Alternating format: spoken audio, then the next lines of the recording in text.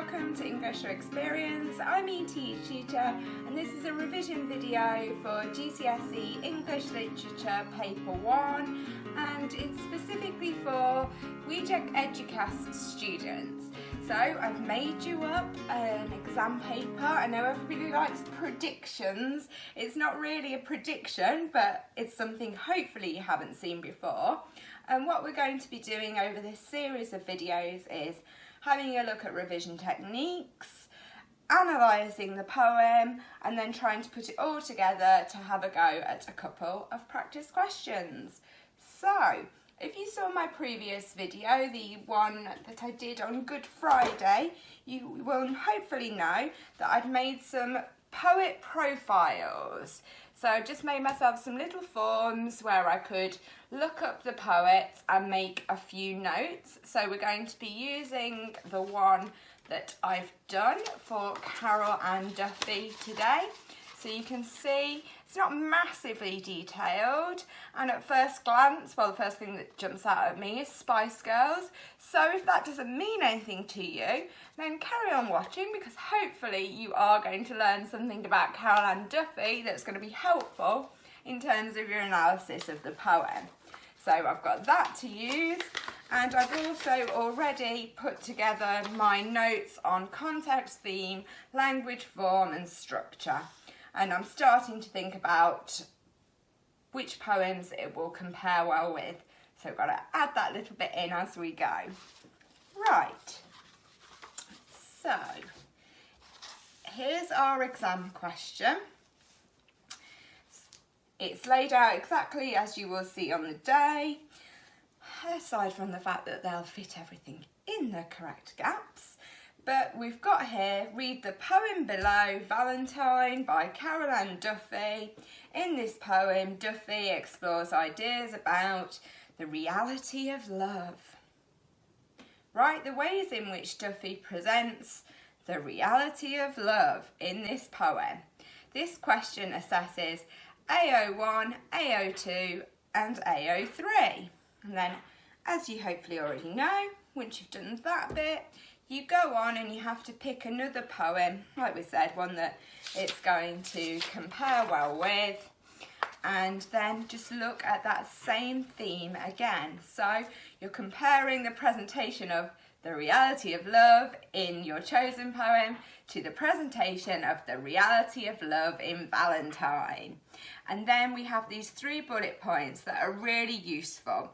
So they want you to look at the content. So by that they mean, what is it about? What's in there? What's inside this poem? And how it is structured. So the way it appears on the page and everything that that entails. And then they want you to talk about the writers and how they try to create effects. So that's where your subject terminology is going to come in. And then they also want you to look at the context of the poems and how the poet's context and the historical social context has some kind of impact upon the ideas, so the content of the poem. So what I'm going to do is just highlight these using a little colour code that hopefully I will be able to apply when I'm annotating the poem itself.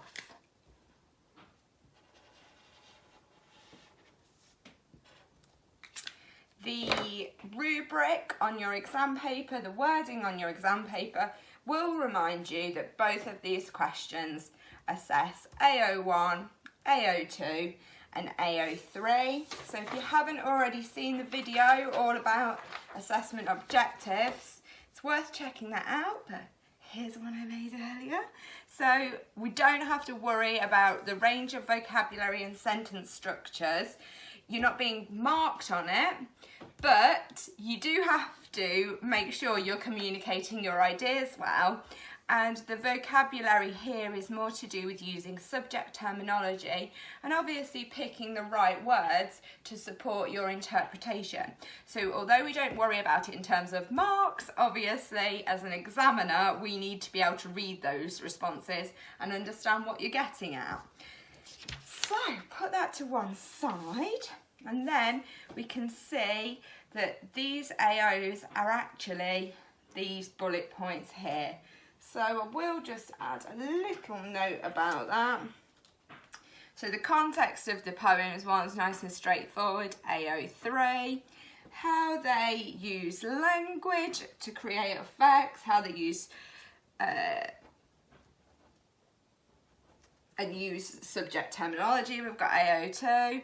And then for the content, we've got AO2 as well, because you're looking at the structure there, and in AO2 it says form and structure, and then all of it really is AO1, because in all of it you're showing how you are reading and understanding and responding to texts.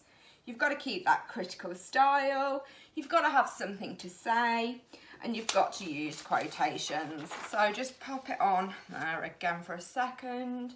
If you want to pause and just refresh yourself on these AOs, that might be helpful. Right. What you really want to know is, what notes have I got? Am I going to be able to add anything to what you already know? Hopefully you all already know something. Don't worry if you don't, if it's really last minute and it's 2019 and you're trying to cram. Don't think what I'm telling you about the poet is irrelevant, because like we said, it relates to AO2, it relates to that context and the writer's perspective, and that's going to relate to what ideas they want to explore and how they do it. So it all links in. So, Carol Ann Duffy, born 1955. She's still alive, so we class her as a contemporary poet. That's a word that would be lovely to appear within your response. It's going to be useful because you're going to be saying that she's considering modern issues, modern love, and that's not surprising, seeing she is a contemporary poet. She's a professor, and she's Scottish. So we've got a few little facts about her there. And then we're thinking about her background and her point of view. So for anybody writing in the 21st century, obviously it's been a time of great change. There's been the technological revolution, the birth of the internet, the position of women in society has changed a lot. So those things may have possibly influenced her. I don't know for certain. This is just my personal response and my own thoughts about her as a person and how it relates to the poem. So in terms of point of view, there are quite a few interesting bits here. So she was raised as a Catholic. So obviously Catholics are very positive, or have a very positive view of the institution of marriage, so that could be relevant. However, she became an atheist at 15. There's a sense of anti-materialism in the poem. So that's something that relates to our modern lives, the fact that everybody's out there splashing the cash, and there's quite a lot of competition. So we're thinking, how could that relate into the poem? It's also interesting to consider the fact that she was gay or bisexual, and that she's a realist, so she presents a realistic view of love and how that relates to these ideas of marriage and her sexuality. And then we're also thinking about this poem in particular being first published in 1993, so it was quite a significant period for women. It was the age of girl power with the Spice Girls and loads of other TV personalities who were doing things their own way, and there was a sense of revolution in the air. We can also consider the fact this is on a more light-hearted note, that Scottish people, there's a stereotype that they are sort of no-nonsense, straight down the line, very realistic, so how that relates to the content of the poem. The final thing is that she comes from that working class background as well, so again, does that link into her point of view, her sort of realism that she presents within the poem. Don't get caught up in thinking that you're being stereotypical if you say something about the fact that she's Scottish or the fact that she's a woman. You are just trying to understand the poem and give some interpretation. So, that was pretty hard work.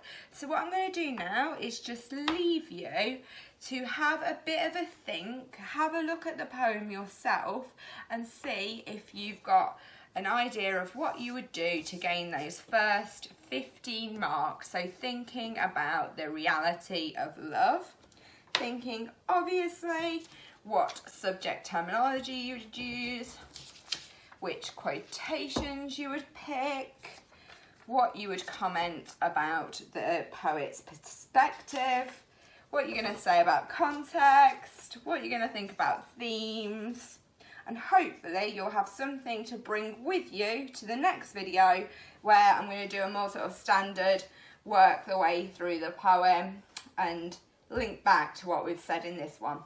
Alright then, thanks for watching and hopefully I will see you again soon. Good luck!